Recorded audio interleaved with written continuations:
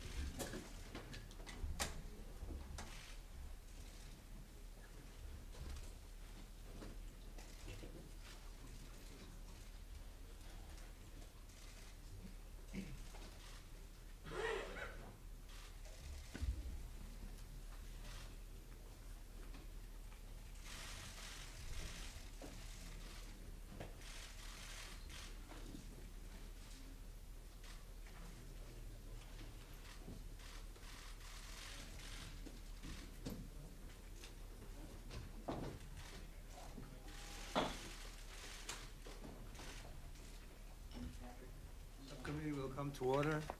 Good morning, everyone, and welcome to a hearing to which the appropriate official shows up.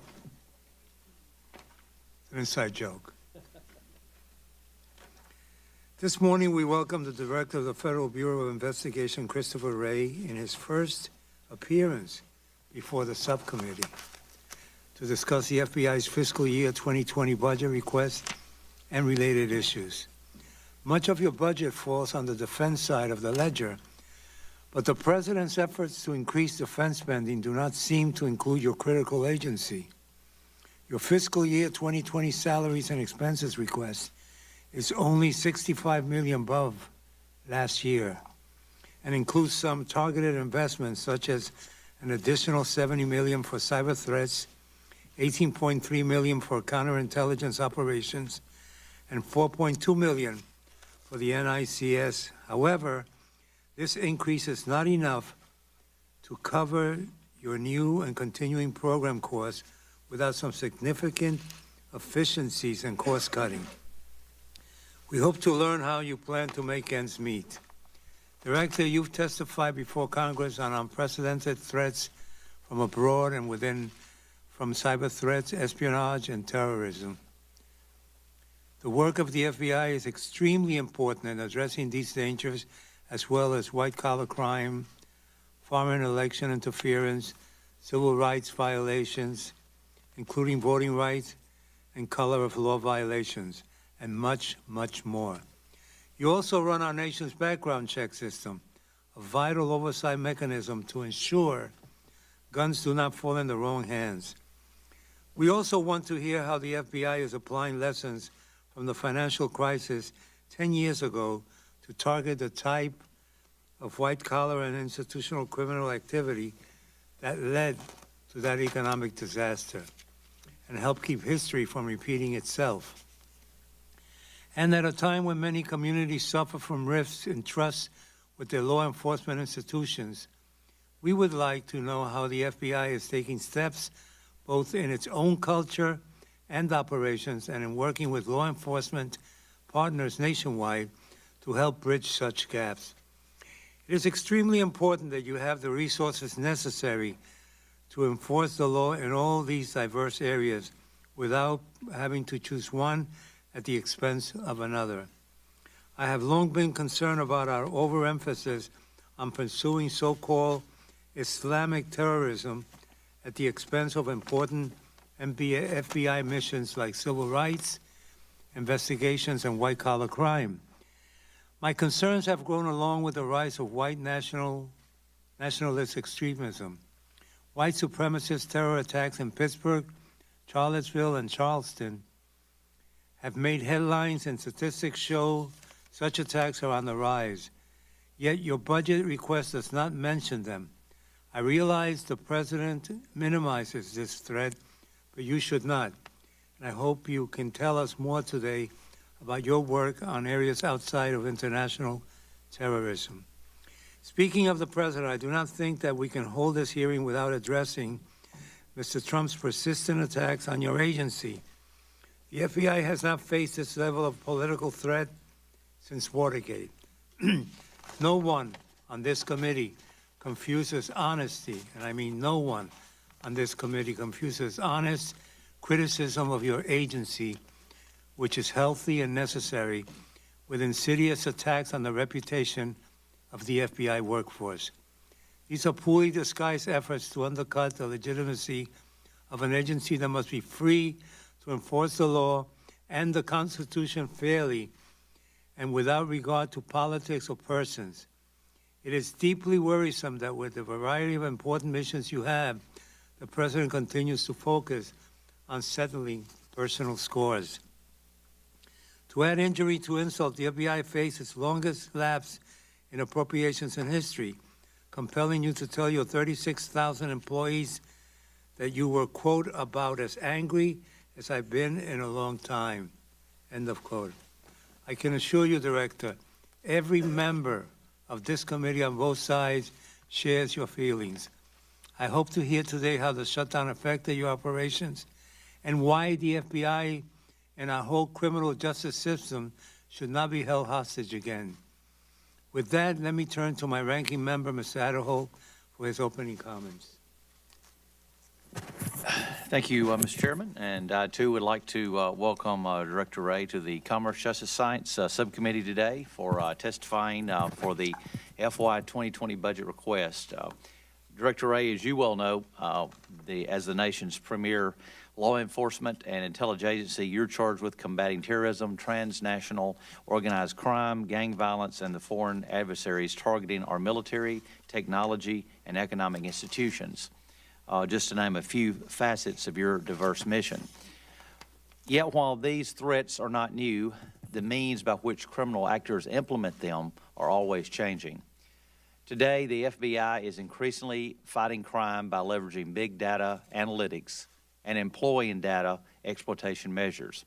This morning, we look forward to hearing more about how the FBI is working to stay ahead of various developments in technology as criminal actors abuse new technology to advance their lawless operations. I appreciate your efforts to identify and close strategic gaps and the multi-year planning approach outlined in your budget, as well as your efforts to leverage the reach, expertise, and resources of your numerous intelligence community and law enforcement partners in the midst of an ever-changing threat environment. Finally, as always, central to the FBI's success are the superb individuals that support the agency and its mission. We are all very deeply grateful for the dedicated patriots of the FBI who persist in their efforts to bravely respond to the domestic and the foreign threats facing the U.S., and who faithfully endeavor to preserve the civil liberties of all Americans while doing so. So, Mr. Chairman, thank you for holding this hearing this morning. Thank you, Director, for being here, and I yield back. Thank you, Mr. Adderholt. Mr. Director, it's your turn now. We wish you could keep it to 5 minutes, but we give you our word that your full statement will be included in the record.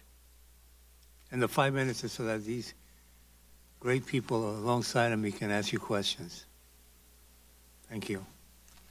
Well, thank you. Good morning, Mr. Chairman, Ranking Member Adderholt, members of the subcommittee. I'm honored to be here today representing the men and women of the FBI.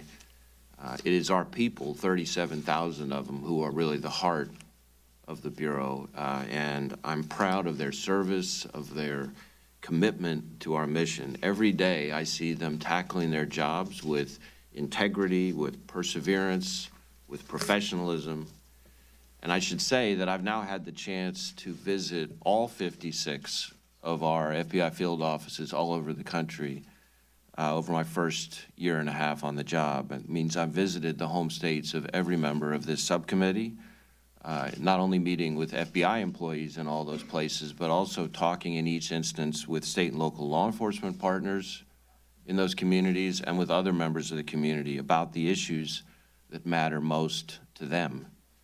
And I'm grateful for the support and insight of those partners as we work together to keep 325 million American people safe and to make our communities even stronger. I want to thank this subcommittee for the funding you've provided us in the past. The reality is, without your support, we wouldn't be able to do the important work we do. I've included details about our 2020 budget request in my written statement for the record, and I'm happy to address your questions about that request, of course. But I also want to touch, Mr. Chairman, on the wide array of threats that we face as Americans, including the terrorist threat from homegrown violent extremists, domestic terrorists, and foreign terrorist organizations. Hostile foreign intelligence services actively seeking our state and military secrets, our trade secrets, our innovation, and our ideas. The scourge of gang violence and other violent crime, complex frauds, and transnational organized crime, crimes against children, human trafficking, and the opioid epidemic, and the list goes on and on. And increasingly, these threats and others are cyber-based. And the more we shift to the internet as the conduit and the repository for everything that we use and share and manage, the more we need the best tools and the most creative ways to combat this cross-cutting and growing dimension of the threat. Which leads me naturally to the problem that is known throughout the law enforcement community as going dark. It is by now patently clear that those who would do all of us harm, criminals, terrorists, hackers, and spies, are exploiting encryption and other methods to hide their communications and their crimes. And in a world of apps and smartphones, we continue to face hurdles in getting evidence that we have the legal authority to get in a timely manner. I mean, to be clear, we all recognize the important benefits of strong methods of encryption. Cybersecurity is, after all, an important part of our mission at the FBI, but it just cannot be an acceptable end state for companies to carve out, even unintentionally, an entire unfettered space for rogue actors, terrorists, and criminals to hide and do horrible things to innocent people. This country is home to a world-class technology sector, and I believe that sector can and should work with us in pressing forward together to find solutions. We cannot afford to be complacent. We've got to stay ahead of the evolving terrorist, counterintelligence, and criminal threats, which includes things like enhancing our technical and analytical capabilities related to counterterrorism vetting, enhancing our cyber and foreign intelligence capabilities, enhancing our targeting and disruption of the financial and darknet networks used by transnational organized crime groups, increasing our capacity to perform criminal background checks, and improving our ability to render safe a weapon of mass destruction. These threats are all ever-changing, and we've got to get even more agile and more predictive. We've got to keep pace with technology. We've got to help our law enforcement partners in your districts all across the country and partners around the world. And we can't do any of that without your support. The threats that we face as a nation have never been greater, and the expectations on the men and women of the FBI have never been higher. But I see those men and women every day meeting and exceeding those expectations. So thank you for this opportunity to discuss their work. I look forward to answering your questions.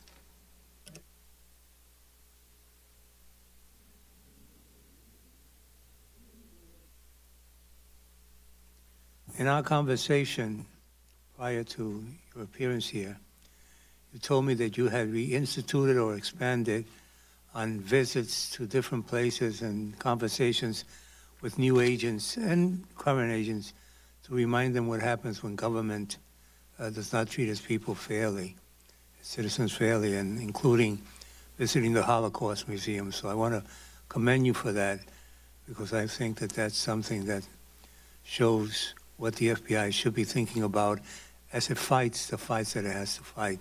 That it can't be one at the expense of our rights. It has to be a combination and a balance. And so I appreciate that. You're requesting a total of $9.925 billion in salaries and expenses, which includes 6 program enhancements and additional positions. However, the $65 million you request over the fiscal year 2019 appropriation is not enough to cover the full cost of the requested enhancements, let alone cover necessary adjustments to base. And you propose to rescind an additional $60 million in balances on top of that. What kinds of efficiencies could the FBI achieve that would permit it to cover this current services shortfall you face? Well, Mr. Chairman, I appreciate the question. Certainly, we try to be careful stewards of the taxpayers' money in lots of ways, and we're always looking for efficiencies. I should say, which is an important clarification, that the fiscal year 2020 budget request was, as I understand it, assembled before the ultimate 2019 appropriations that we received from the Congress, which means that it was built off of not the 2019 budget, but rather the 2019 CR. And that has the perverse effect of making it actually about $200 million short. So there's a gap there. We're obviously very grateful for the 2019 appropriations that this subcommittee helped secure, which includes some very important increases for the FBI. And anything this subcommittee could help us do to close the gap that I just referred to would be very much appreciated, and I can assure you we would put those resources to good use. Thank you. And I, without telling you anything I'm not supposed to tell you at this point, you have people on both sides of this committee that want to be helpful and have you do the job that you need to do.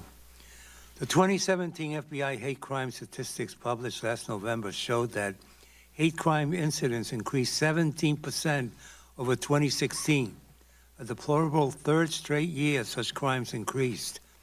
This increase has been linked by some researchers, especially in late 2016, with the impact of Russian social media manipulation aimed at fomenting racial division in the U.S. While 2018 statistics have not been released, what is the FBI observing, particularly in light of recent violent hate crimes in the past several years that have grown from isolated events to mass violence? Well, Mr. Chairman, like you, we are determined not to tolerate hate-fueled violence in our communities, and we're going to aggressively investigate those cases. It is true that we've seen an increase in the reporting of hate crimes, and the FBI's own number of hate crime cases have increased. It's not clear whether the increase is due to the number of agencies that are now reporting who weren't before. The FBI is doing a lot to raise awareness in the community so there will be more reporting. So I think it's a good thing that there's more reporting, but certainly we're concerned. We have brought a number of hate crime cases recently, including just last week, actually, we secured the 29-count hate crime guilty plea from an individual connected with the Charlottesville incident, for example. And not that long before that, we had 8 defendants charged involving the Rise Above movement for rioting charges for the violence that they had caused during various rallies. So we've got quite a number of cases that we're pursuing at the moment. We're using every tool at our disposal, whether it's hate crimes charges, gun charges, explosives charges, or as in the example of the Rise Above movement charges we brought. We're trying to be creative and looking at other charges that might be available to us, like the federal rioting statute. Thank you. What resources does the FBI need to deal with these issues within the Civil Rights Division and your partners in state and local enforcement in combating the increase in hate crimes? Well, certainly we are stretched thin. There's no question about it. We try to tackle this kind of activity both through our criminal programs on the in the civil rights side as hate crimes, and then in other instances we're also using our counterterrorism resources, pursuing them through the JTTFs on the domestic terrorism side.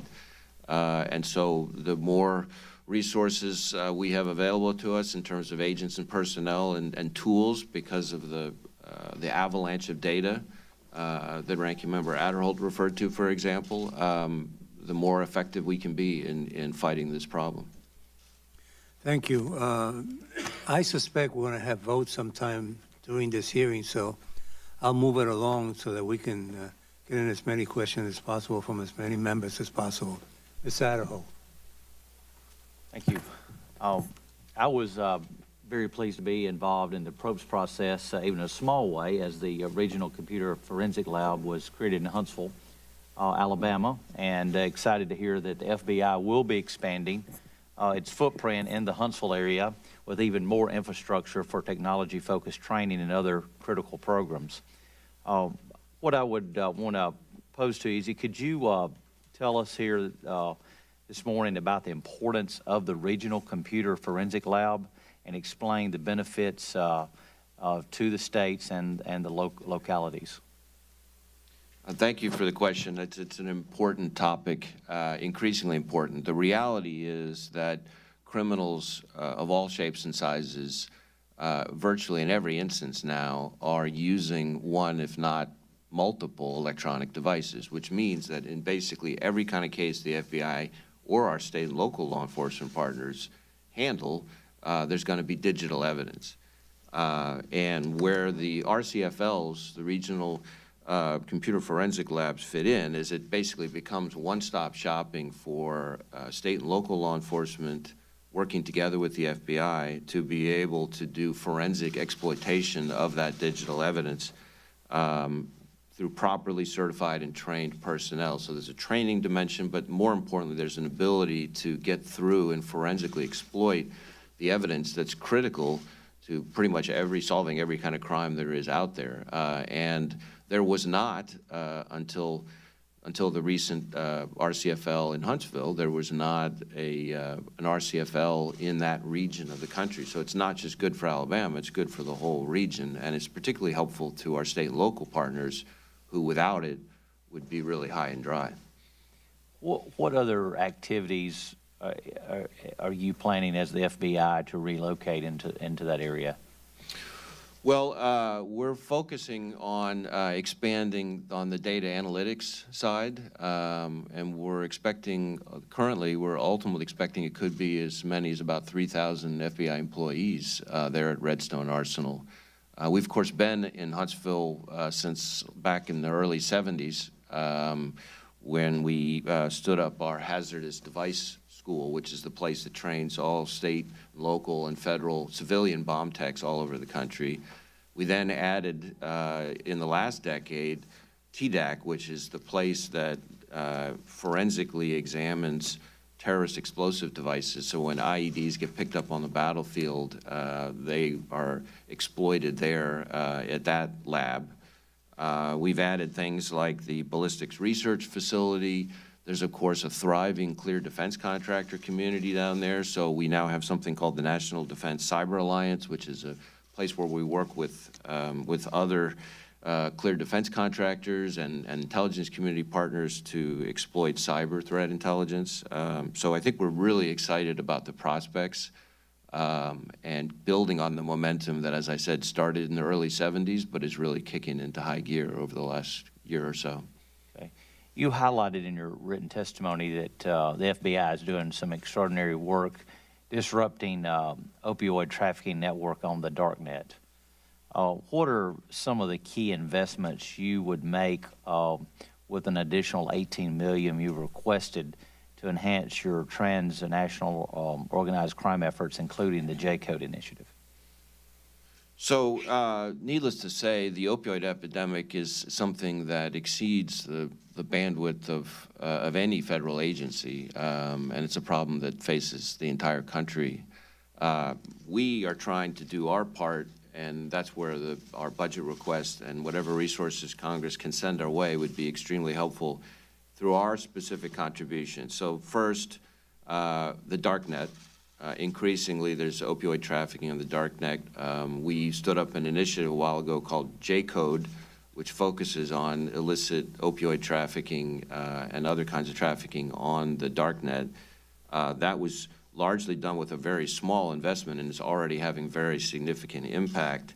And that's clearly where the threat is moving. So that would be a place where the personnel and technological investments that we've requested, those kinds of things could help drive it.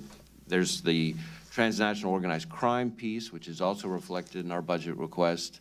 The supply, right now we're targeting that through our transnational organized crime West program, which really deals with the cartels and others who are supplying that pernicious substance.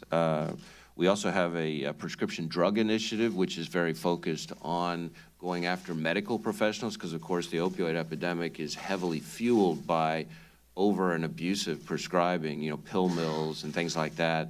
And we've got a very aggressive effort there, and that relies heavily on data analytics there too, because we're looking at things like overprescribing patterns, and there's an avalanche of data that comes there as well. And then last, our Safe Streets task forces all over the country focus on what I would call the distributors, the gangs, et cetera, that are pushing heroin and fentanyl-related substances in our streets.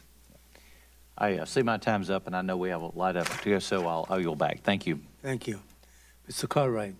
Thank you, Mr. Chairman. And Director Wray, I'd like to continue the line of questioning of Mr. Adderholt. And I want to make sure I understand. When you've asked for $18 million additional, is that just for the joint criminal opioid darknet enforcement, or is it for all opioid, anti-opioid efforts?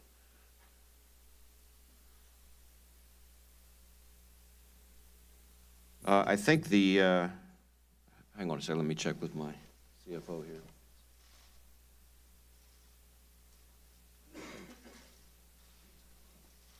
It's a broad request, not just for the J-Code initiative. Okay, fair enough. But you also just said, please send us whatever resources can be sent our way, and I was listening when you said that. What do you need? What do you guys need to do an effective job of addressing not only the dark net, but this horrible opioid crisis that is killing our young people and people of all ages in this country? Well, I think at the end of the day, it comes down to people and technology and tools. Our budget request highlights some of the things that we thought were of the highest priority and highlights the nature of the problem. Certainly, we, like the Congress, try to balance the demands of our mission with trying to be good stewards of the taxpayers' resources. All right. I also want to ask you about the FY 2020 request for 33 positions, including 3 special agents and $70.5 million to enhance cyber information sharing abilities and increase cyber tools and capacities. It's the same question, Director Wray. Is that enough, or do you need more than that? Well, I can assure you, Congressman, that whatever resources you were to make available to us on the cyber mission could immediately be put to good use. The cyber threat is grown in its range of actors, from nation states to criminal hacktivists, global crime syndicates, the range of attack methods, whether it's botnets, ransomware, DDoS attacks, et cetera, and the range of targets ranging from Fortune 100 companies down to startups out in Silicon Valley. So make no mistake, it is a significant challenge, and it exceeds the bandwidth that we have at the moment. All right, so when I think about 33 new positions, I'm thinking programmers and really tech-savvy people to attack the cyber threat. But But I'm also wondering, do you not outsource a good deal of that to companies that specialize in cyber threats? Well, I wouldn't say we outsource exactly. We do partner with the private sector. And of the 33 positions that we've asked for, I think 25 of them would be data analysts, which gets back to this theme that we've already discussed a little bit here about the importance of data analytics. Let me just put a little context around that because I think it affects all the areas that we've asked about. The Las Vegas attack, so take that outside of cyber for a minute, the mass shooting in Las Vegas. That one case, a big case to be sure, tragic, horrible case, 1 petabyte of data. Now, 1 petabyte of data, if you're like me and not like my kids, you think petabyte, I don't know what petabyte is. More than a terabyte. The entire Library of Congress, has 7 petabytes of data. So Las Vegas, one case, had about 1/6 of the entire Library of Congress. Just a few years ago, we were ingesting annually about half of what the Library of Congress has annually. So for us to keep up with it, we're having to do things right now, like in Las Vegas, like in Boston, where we've had to take the digital evidence and fly it clear across the country to Quantico, whereas if we could have more of the resources that we're asking for, it would enable us to be more forward deployed in terms of marshaling some of this information. So that's an example. Final question is about H.R. 8. We just passed a bill for universal background checks with a list of specific sensible exceptions. Question is, would a universal background check requirement be helpful to law enforcement in preventing and or solving violent crime involving firearms? Well, certainly the more information we have, the more effective we can be. There are other considerations. I'd have to look closely at the legislation, which I have not done, to be able to review it and give you a more meaningful answer. I urge you to do that, and maybe we'll work together. Thank you. Thank you, Director, and I yield back. Thank you. Mr. Graves. Thank you, Mr. Chairman. Director, good to have you. Thank you for your work. Thank you for the Bureau's work. I know it's a tremendous task each and every one of you deal with each day, and it's good to have a Georgian with us as well today. Just following up on cyber, that's one of my main focuses and lanes that I stay in, and you've noted it's a big part of your testimony as well, that the private sector faces ever-increasing threats each and every day. So while you're working with the private sector, is it safe to say that when you're investigating these cyber attacks that you're engaging the private sector and you're relying on them to cooperate with the investigation or to help gather information or to help with attribution? Is the private sector involved in that way as well? Yes, I think in the cyber arena, probably more than maybe any other of the threat areas we contend with, the partnership that needs to exist and does exist between the FBI and the private sector is incredibly important. The reality is that the most effective defense against cyber threats is prevention and increasingly mitigation, right? In other words, as soon as there's been an intrusion, detecting it quickly and getting rid of it quickly. And that requires that collaboration. And there are a lot of things that we do in terms of providing so-called TTPs to private sector, providing information about different things that we're seeing, getting information from them about what they're seeing, forging relationships through a variety of programs, formal and informal, that we have so that we can have that bond. There's a saying that the best time to patch the roof is when the sun is shining, and that's the approach we're trying to take with the private sector in that space. You acknowledge that the FBI, limited resources, you focus primarily on the high-level intrusions and state-sponsored attacks. So the private sector that doesn't meet that threshold, what tools, what resources do they have to help stop and prevent attacks or address the attacks? What do you recommend there? I feel like we're a little short. Well, there is a swath. I think you've picked up on a very important point, which is in some ways where things like this RCFL that we were talking about with Congressman Adderholt is so important. There is a swath of cyber-enabled criminal activity that is affecting businesses that is essentially below the level of the most sophisticated stuff that the feds typically take on, but above the level that currently is in the range of most state and local law enforcement, where these RCFLs fit in, and it's just one of many tools that we have, is that it's providing resources and capabilities to state and local law enforcement to sort of move up market, if you will, in terms of the kinds of things they can reach. And it's also, you know, the old saying about teach a man to fish. You know, we're training them at the same time, which then makes them even more effective, and they can train others in their departments. So in the long term, I think that will help us capture that gap that you're alluding to. Well, you may be aware, I've been promoting a concept of active cyber defense, allowing the private sector to engage outside of their network to prevent an attack. And you know, the Cyber Fraud and Abuse Act hasn't been updated in decades, and I feel like the private sector is, you know, limited in what they can do. You know, I'd love a commitment from you to be able just to work with your team, your staff, to walk through some of the challenges, maybe walk through the policy I proposed and how we might be able to enable the private sector to have a few more tools at their disposal instead of a passive approach and additional defenses, maybe being able to actively defend their network. If I could, you know, just work with your team on that a little bit, I'd appreciate that. We'd be happy to work with you and take a look at any ideas you have. I do think that that over the next 10 years, the partnership that's going to have to exist between law enforcement and the intelligence community and the private sector in the cyber arena in particular is going to be a significant paradigm shift, because otherwise we're not going to be able to stay ahead of the threat. Right, ever-increasing threats and successful attempts every day. One final question, Mr. Chairman. As the Republican leader of the Financial Services Committee, there's been this issue develop over the years and a lot of controversy about the location of the FBI headquarters. Can you bring a little clarity to us? We had a lot of debate with GSA just a few weeks ago about this, but our understanding is that the Bureau believes that the best approach to meeting the demands of the Bureau is rebuild at the current location and site. Is that correct? Yes, this is obviously an important issue to the men and women of the FBI, as well as to the American public.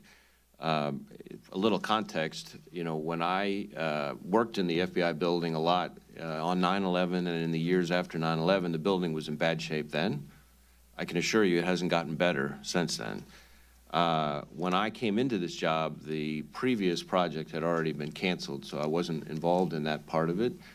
So I came into it with a blank slate, and we took a very long, careful, thorough look, and it is the FBI's view that the best balance of equities for the men and women of the FBI is to be here downtown, ideally in our current location, that building a new building, not trying to renovate the old one, building a new building in that location gives us the ability to both have a level 5 security facility to significantly grow the number of people we can have there, but also, and this is incredibly important, also make sure that our folks are within close proximity for the hundreds and hundreds of meetings that they have every day with their partners, all within about 1.5 miles of our current location, starting with, of course, across the street at the main Justice Building.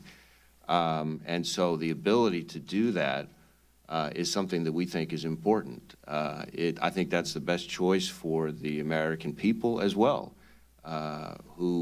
thousands of whom visit the FBI building every day to see the FBI Experience Tour. And that's an important part of the transparency that I think needs to exist between the FBI and the taxpayer and the American public. To be clear, the decision was based on what's best for the Bureau, the security of our country, and not because of political pressure?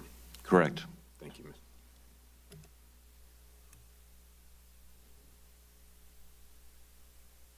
Thank you, Mr. Chairman. Director, thank you for being with us today. It's a pleasure to have you here. I'm curious, you're under the Department of Justice, right? Yes, the FBI is part of the Justice Department. Great. Have you had an occasion to read the Mueller report? I have not. Okay. Let me get back to a little bit of what my colleague was just asking you about, because I sit on another appropriations subcommittee that has some overlap with regard to your headquarters at the FBI. There was some consternation around exactly the GSA and the FBI had come to abandon a decade-old plan to build a suburban centralized campus in favor of a more expensive plan, as you said, to knock down the current site and rebuild a smaller building there on Pennsylvania Avenue. Now, the GSA leader, Emily Murphy, you may know her, I don't know, but in her opening statement before the other committee, she stated, I want to be clear, the FBI made the decision to propose remaining at its current location. I wish the FBI were here with me today to explain their reasoning for having done so, but there was a new FBI director, which I assume is you, who joined the agency in August of 2017. And I don't find it all surprising that a new leader coming into an agency would want to take a step back and look at the very best way to address the needs that he assessed for the agency. She is talking about you, I assume. I assume so as well. Great. You just addressed a little bit about, what was that ultimately your decision to abandon the prior idea of going to a campus location and stay downtown? It is absolutely the FBI's view, the FBI's choice, the FBI's preference to build a new building, a bigger building, not a smaller building, at our current location, which would allow us to, as I said, improve security, build a state-of-the-art facility, add the number of people in terms of consolidating our footprint, and be more accessible or remain accessible to all of our partners and to the public. Was it in fact contemplated that the campus location is something that had been embraced by your predecessors, or is that not the case? I can't speak for my predecessors. I know that when I came in and I asked the question, tell me why we're not building a building here in this location, it appeared to me that people had thought that that was not an option that was available to us. So I don't know that given the choice, my predecessors wouldn't have made exactly the same choice that I'm making. Okay. Thank you, Director. I yield. Thank you, Mr. Chairman, and thank you, Director Wray, for being here this morning. And I echo the sentiments of my colleague from Alabama about the ever-expanding footprint that the FBI has in Alabama. And so we're grateful for those efforts and want to continue to be a partner in that. But I want to spend my time talking about the almost 2 pages in your written testimony that are specific to crimes against children, child exploitation, and sex and human trafficking. I've been working with the Department of Justice in my other role on the Judiciary Committee to look at ways that we can enhance our laws. Unfortunately, we had a package of bills that moved by voice vote here in the House and failed in the Senate at the end of the last Congress. And I was very disappointed in that because I felt like this was providing you, law enforcement, with even greater tools to go after these horrible predators who are seeking to do harm against children. So I wanted to give you an opportunity, since you only had 5 minutes, to give us a summary of your testimony. Again, this is important to all of us on this committee. This is important to this legislative body to make sure that we're doing all that we can to eradicate modern-day slavery and particularly crimes against children. So I want to know, as a policymaker, as an appropriator, as a member of the Judiciary Committee as well, number one, give us it's in your testimony, I understand, but give us a recap on your efforts to work with law enforcement across this country to eradicate these horrific crimes, but also give us suggestions as to how we can be more helpful in assuring that you have every tool necessary to help eradicate this.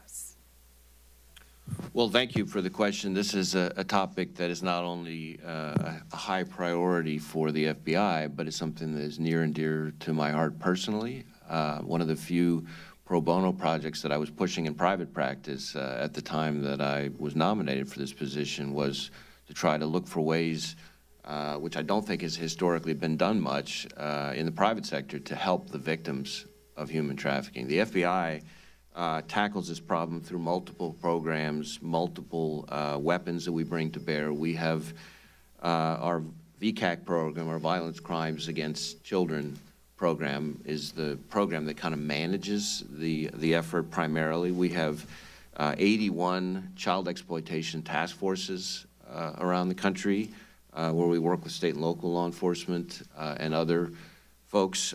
We have 18 human trafficking task forces on top of those.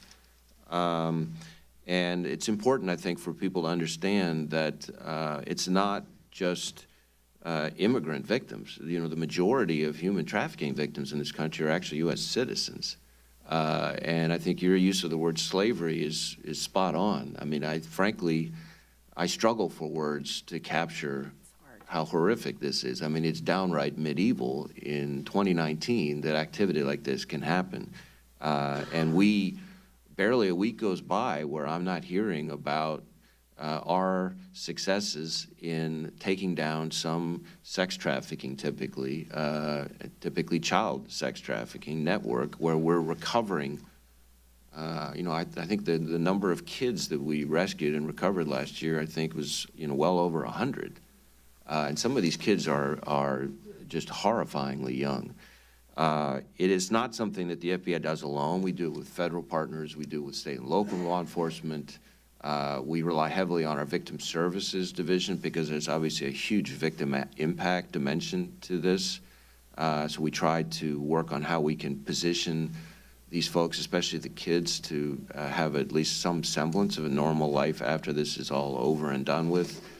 We try to work with social services providers. So I think it starts with the Congress and members like yourself kind of raising awareness, and then working, you know, all the different tools that we've asked for in our 2020 request in some way end up touching on this. The data analytics piece, the transnational organized crime piece, all those things tie in, among other things, to the human trafficking piece as well. From a resource budgetary standpoint, do you feel as though you have the resources that you need in order to carry out these programs? Well, I would say I'm very proud of the hard work that our folks are doing and the successes we're accomplishing with our partners. But there's also no question in my mind that if Congress were to send more resources our way to deal with this problem, those people would be busy immediately. Okay. Thank you for your service to our country and your family as well. We very much appreciate that. Mr. Chairman, I yield back.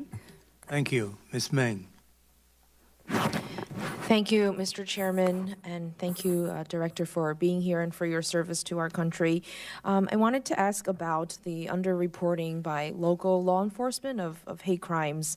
It remains a major problem. According to ProPublica's Documenting Hate Project, thousands of local law enforcement agencies choose not to report hate crime stats to the FBI at all. And a separate investigation revealed that 120 federal agencies have not complied with mandates to submit hate crime data to the FBI, and also reports that the FBI itself does not regularly submit hate crimes it investigates to its own database. Just wanted to know, what is the FBI doing to improve the situation, to bring not only local law enforcement agencies, but also federal agencies and FBI itself into compliance for reporting hate crimes? Well, first I would say you are correct that there has historically been underreporting of hate crimes throughout this country. I think the good news, that's the bad news. The good news is that there's been a very positive upward trend in terms of the number of agencies that are reporting. We're still not where we need to be in terms of getting our arms fully around the scope and extent of the problem, but it's definitely moving in the right direction. And I think the statistics reflect that.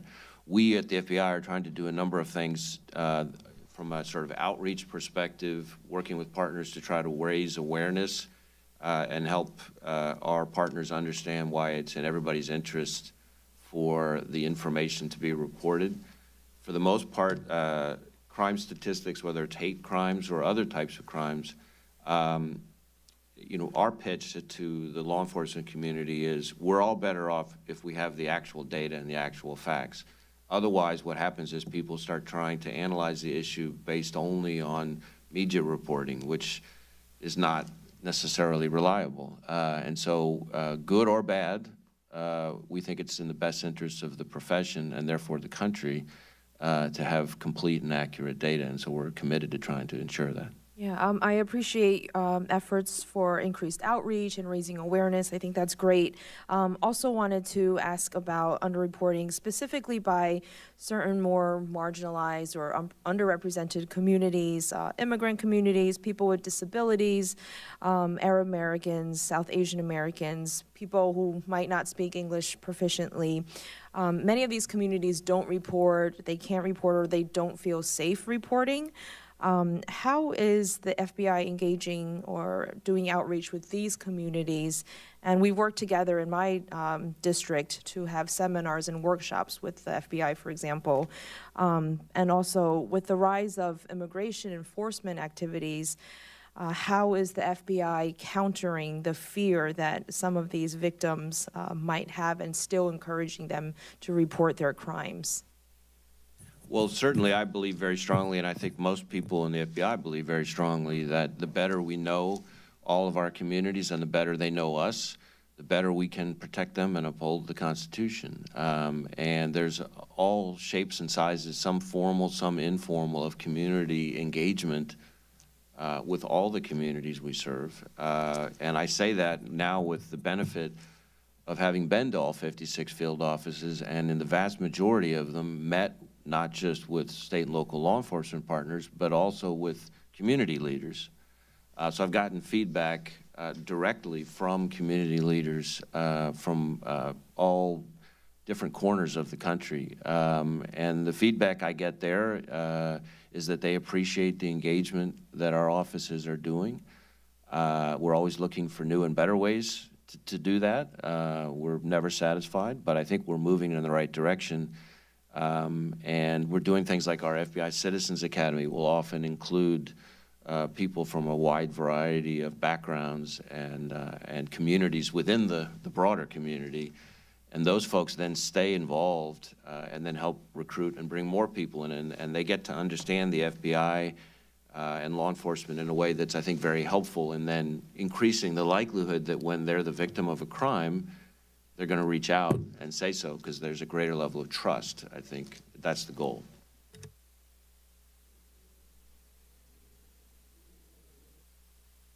We're going to start a second round now. Let the members know that there will be votes. The votes will take about an hour, so probably whatever we can do now will be the end of the hearing. But we will stay in touch with you along the way to make sure that we get things done. So with that in mind, let me not make my opening statement to this question and get to the question. How would you describe the danger to public safety that is posed by white supremacist extremism?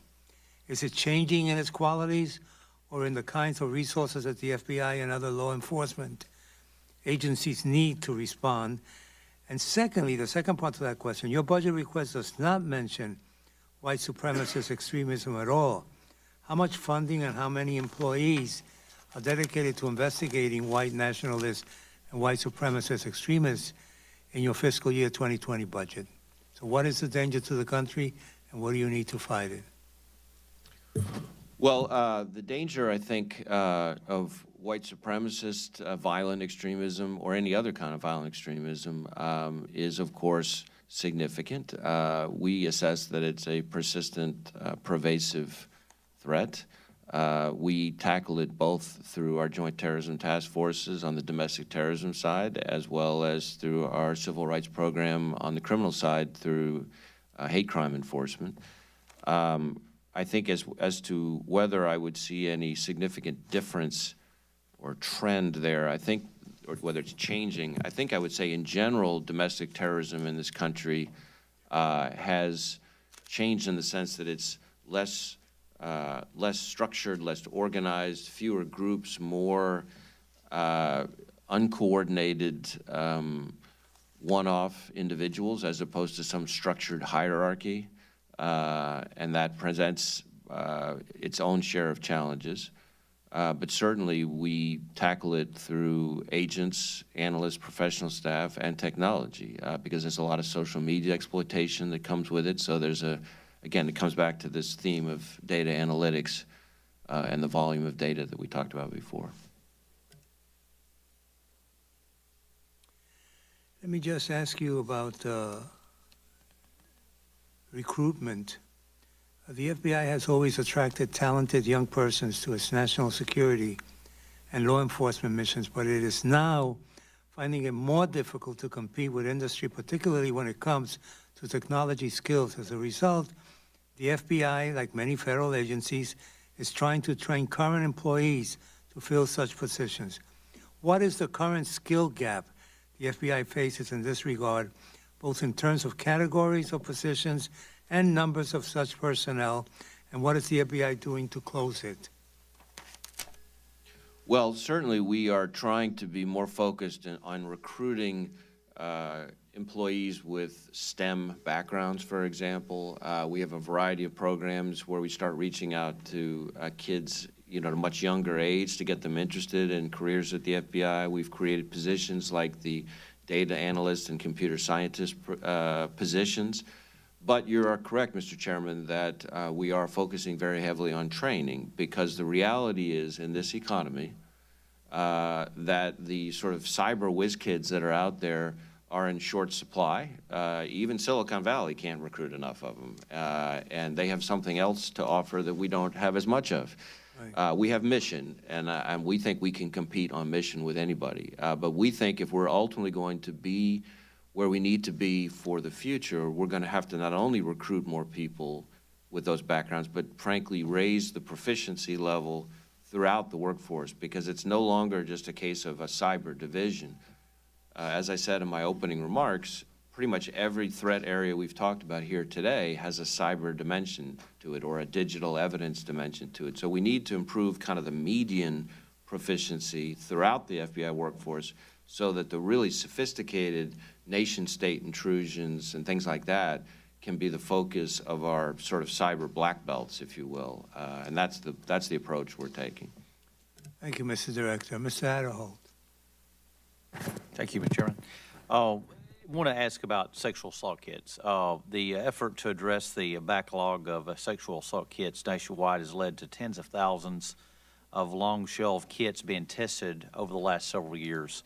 And while the analysis of sexual assault evidence seems primarily a state or a local law enforcement matter, I understand the FBI actually played a role in helping to ensure that these kits don't go untested. My question would be: under what program is or was the FBI involved with the testing of these rape kits? So, Congressman, our FBI lab has been a very, very important partner with state and local law enforcement in trying to clear through this backlog of sexual assault kits, rape kits. And it's a very impressive operation. I've been down there and seen it firsthand, and I'm very proud of their work. Not only is that clearing the backlog, but of course in many cases these are serial rapists who are out and about until the backlog was cleared. So this is having a real impact in a positive way on the safety of people all across the country. What has the testing of these volumes of these backlog of sexual assault kits have taught the FBI about, and other law enforcement about, crime in general? Well, it certainly highlights something that we talk about all the time, which is the value of partnership between federal, state, and local law enforcement. It's also taught us a lot about the value of the forensic skill set that's required to address all of the criminal threats we have. And of course, it's highlighted the importance of DNA in particular, which is a place that has become an indispensable tool in this country, both for catching the guilty, but also for exonerating the innocent. I'll quickly just move on. Rapid DNA. It's a term that's used to describe the fully automated process developing DNA profile from a cheek swab without a human intervention. Can you talk about the goal of the FBI's rapid DNA initiative? We're very excited about rapid DNA. Essentially, as you say, rapid DNA would allow for much, much faster and more agile and nimble DNA testing for the same kinds of results I was referring to just a second ago. We're trying to be very thoughtful about how we build up to this. Right now, we're moving in a direction where we're starting to use it in booking stations, in the more stable platform that provides. Ultimately, but that's the key word, ultimately, we're not there yet, we want to be in a position where it can be used at crime scenes. But that's not where we are yet, and that's got to be done very carefully because we know there will be court challenges and other things. We want to make sure that this very exciting, very promising technology to protecting the American people and upholding the Constitution is preserved and doesn't take a stumble by us darting out of the starting gate too quickly. But I know that talking to my state and local law enforcement partners, that we're all very excited about what this could mean for the profession and the country. Thank you, Mr. Chairman. Thank you. Mr. Cartwright. Thank you, Mr. Chairman. Director Wray, you and I briefly touched on H.R. 8, and thank you for agreeing to work with me as you go through it and think about the ramifications on what that means for your agency. I also wanted to ask you about H.R.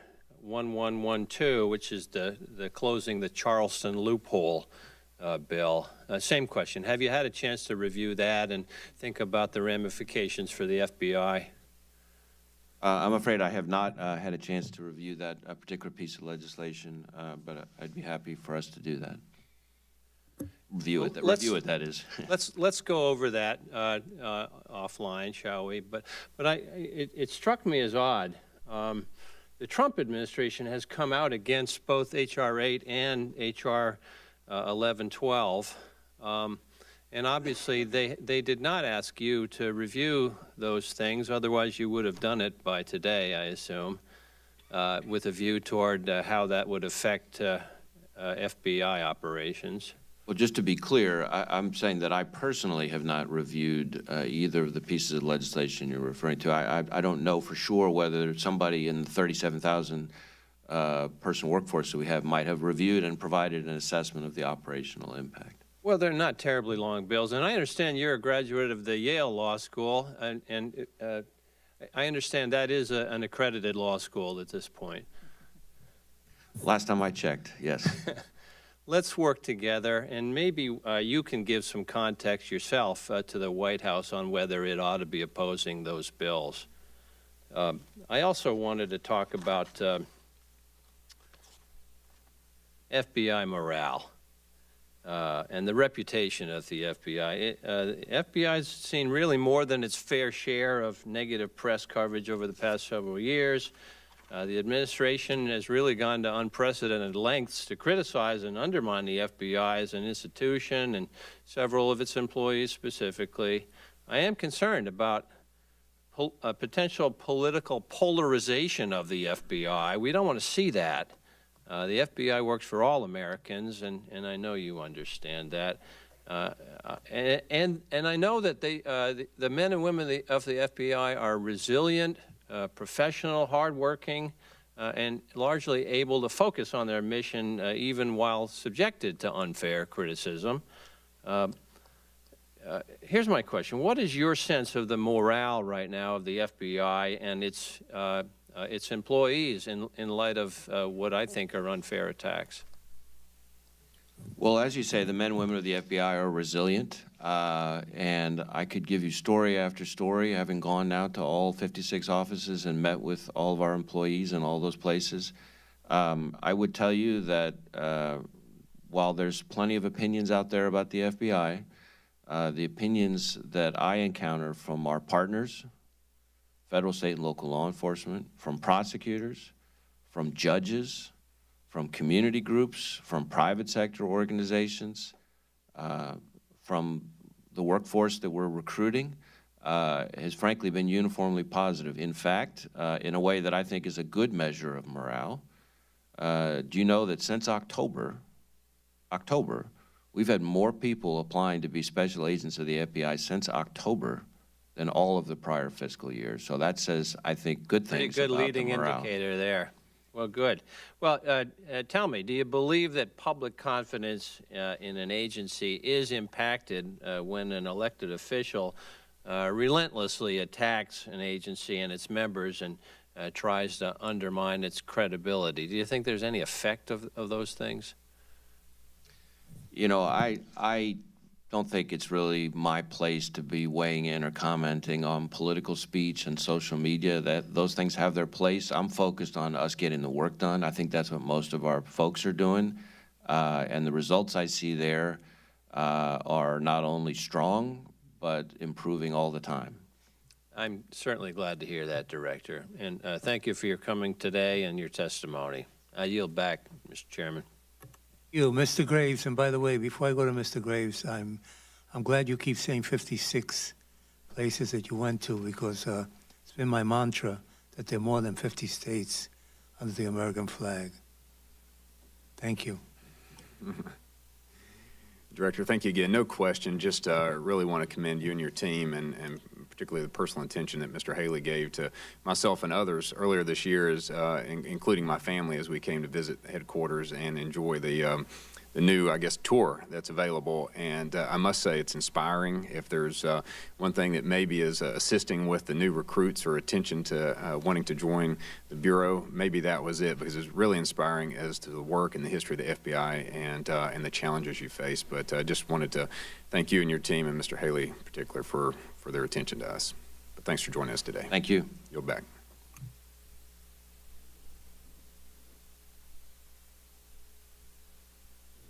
The time we have here for a second. The FBI has a diversity agent recruitment program. How does it work, and what would you regard as a measure of success for that program? Well, Mr. Chairman, diversity is very important to me personally, and I think it is to the whole FBI. We view it as critical to our effectiveness. I think we make better decisions when we have a more diverse workforce. I think it's essential to our credibility. There have been a lot of questions today about the trust of the community, and we need, in order to have that trust, to be credible with all the different communities we engage with. And I think it's about respect and treating everybody with respect. Our diversity agent recruitment program has a number of dimensions.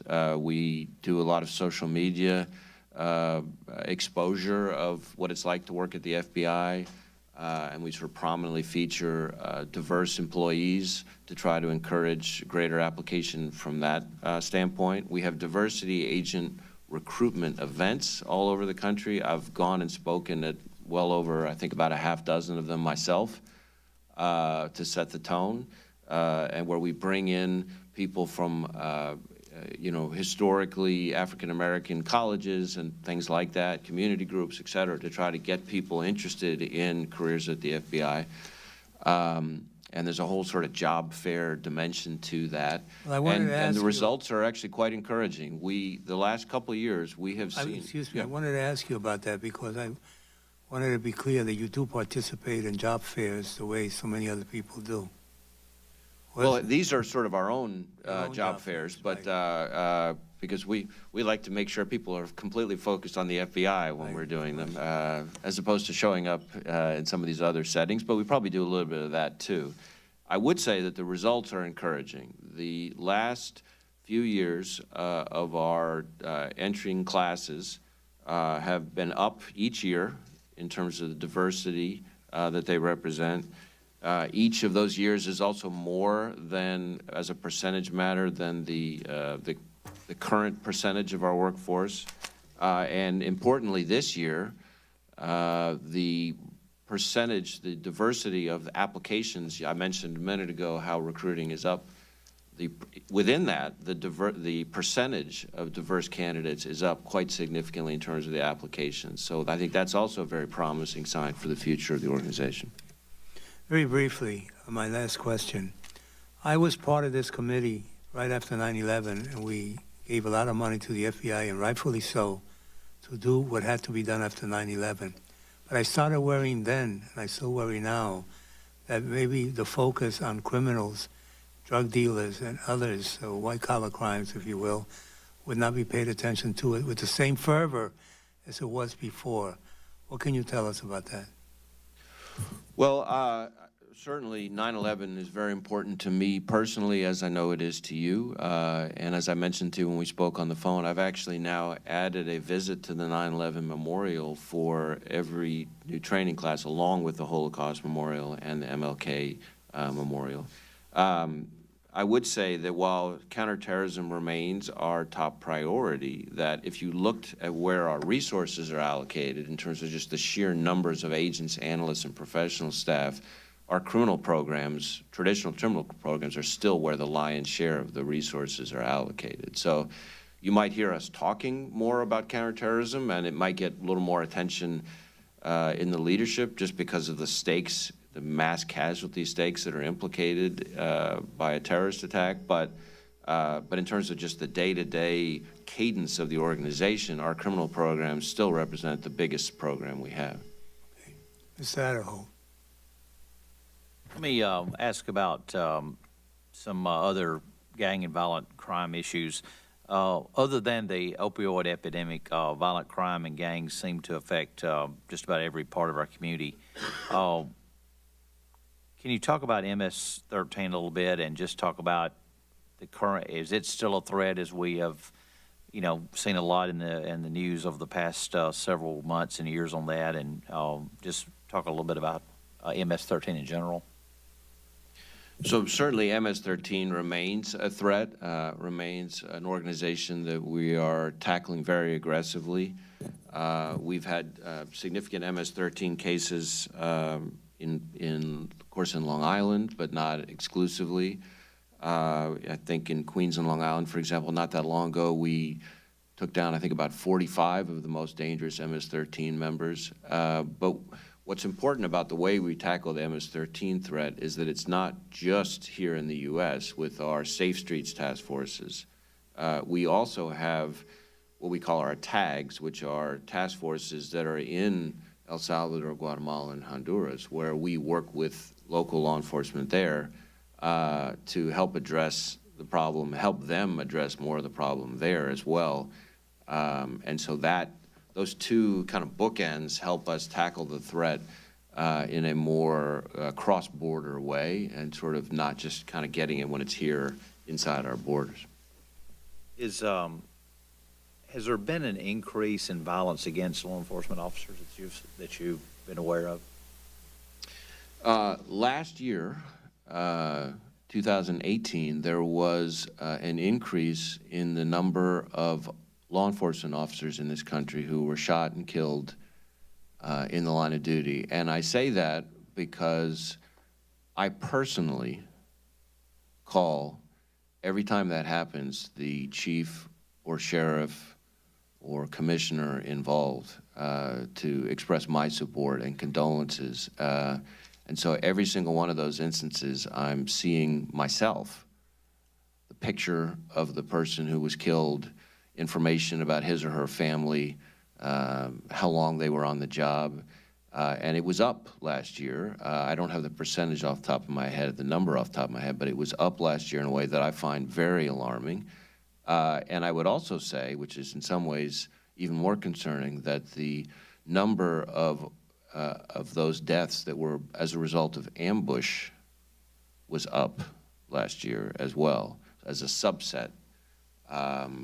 This year, it's not clear yet whether the number will be up this year yet, but this is a time for considerable concern about the well-being and safety of the men and women of law enforcement who put themselves at great risk. And it takes a very, very, very special person to be willing to, every day, be willing to sacrifice your life for a complete stranger. There's not a lot of people willing to do that. And we all, as Americans, owe those people a debt of gratitude.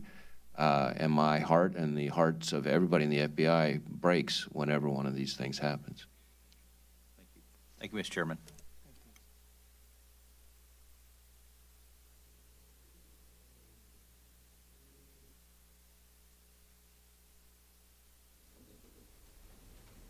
We want to thank you, Mr. Director, for coming before us today.